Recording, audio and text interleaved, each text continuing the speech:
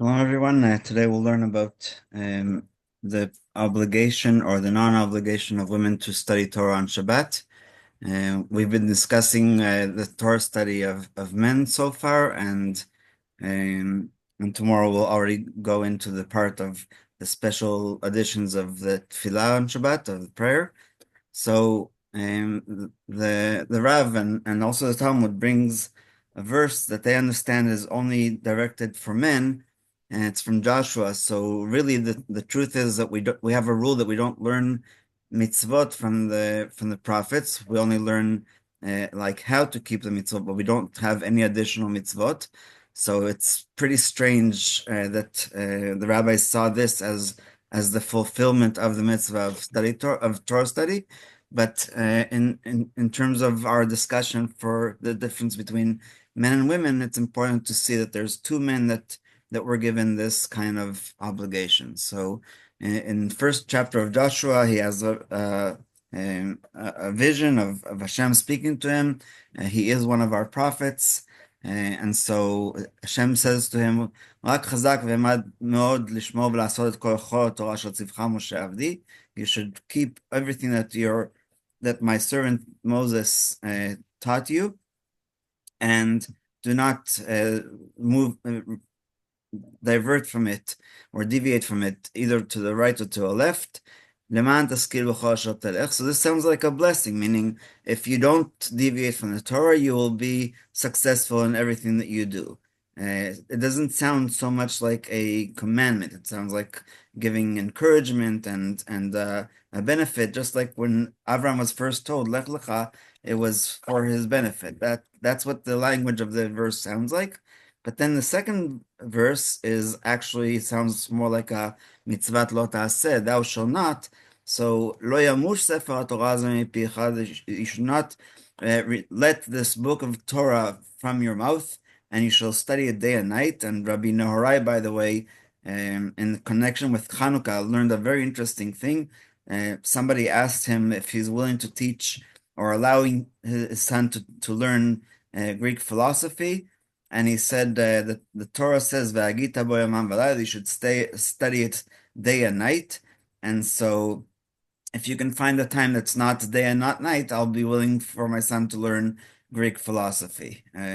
So that's just an interesting application and connection to Chanukah. And Rabbi Norai, I'm not sure that that was actually his name, but Norai means light. So he was trying to shine the light of Torah as opposed to the other options of studying. And again, there's this blessing, ki az tatzliach et drachecha v'as taskil, that you will be successful and prosper in all of your undertakings. And the fulfillment of this was also in David's time, and the Sephardim have it as part of the Havdalah, Vayhi David l'chol drachav maskil v'Hashem imo, that David was successful in all of his undertakings, and Hashem was with him. So today we use the word maskil as from the word sechel, of brains, but in the Torah, in the prophets, it sounds like the application of that word was more in terms of success.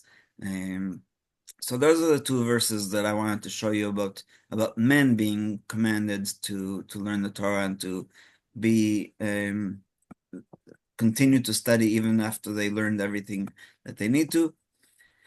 So Rav Melamed here says the following. There is a fundamental difference between men's and women's obligation to study Torah.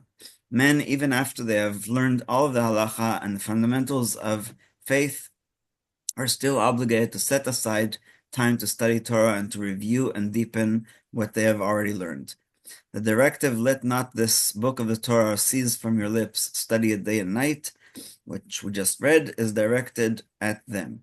Although all week when they are busy at work, they fulfill their obligation to study Torah with one chapter of any Torah text studied during the day and another at night.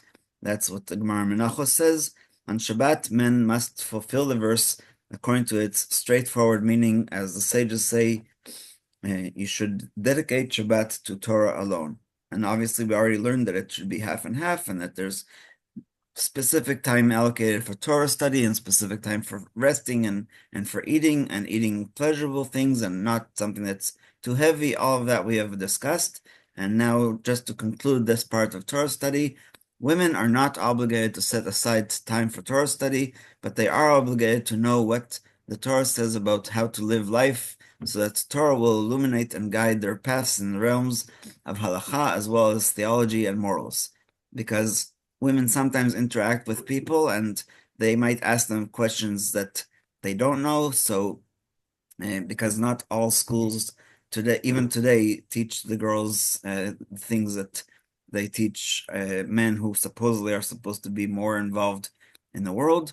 Today, women are much more involved and much more smart in all other ways. So, of course, Torah should be also part of their interest. A woman who can accomplish this with a minimal amount of study need do no more, while one who needs to study a great deal in order to achieve this must do so. This depends on the woman's disposition and also varies by era.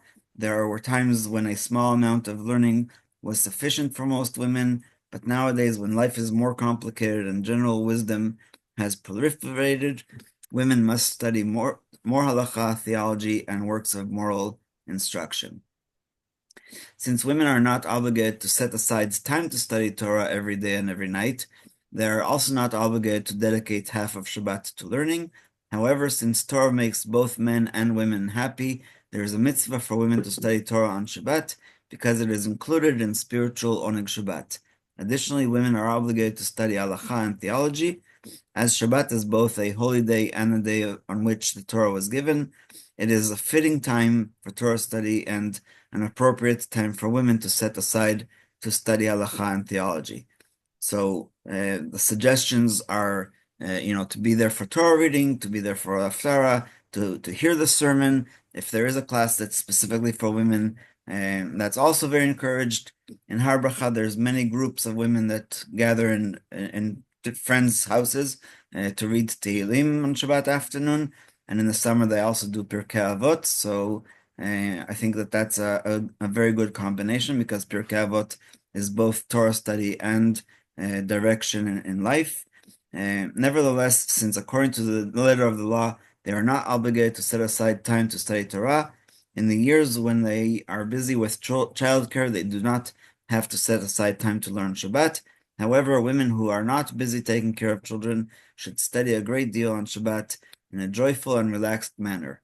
Even women who are busy around the house should try to set aside some time to study Torah on Shabbat. Participating in Torah classes is recommended, since women also need the Torah's guidance. At the time of the sages, there were women who attended the Shabbat drasha. Sometimes the drashot were long and the women came home late. So, if you remember, we talked last week about the story about the Ben Ish Chai, that there was a woman there with her kid in the Ezrat Nashim. So going back to what Rabbi Melamed said about eras, in Europe, most synagogues did not have a women's section because they were very, very tight in space.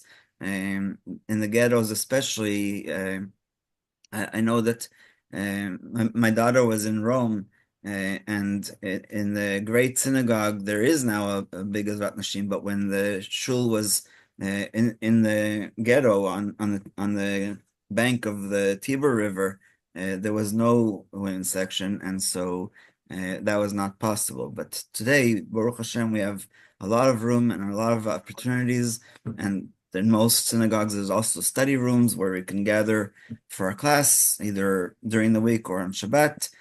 Obviously, Shabbat is preferable, and so we'll stop here with that, and we'll open up for questions.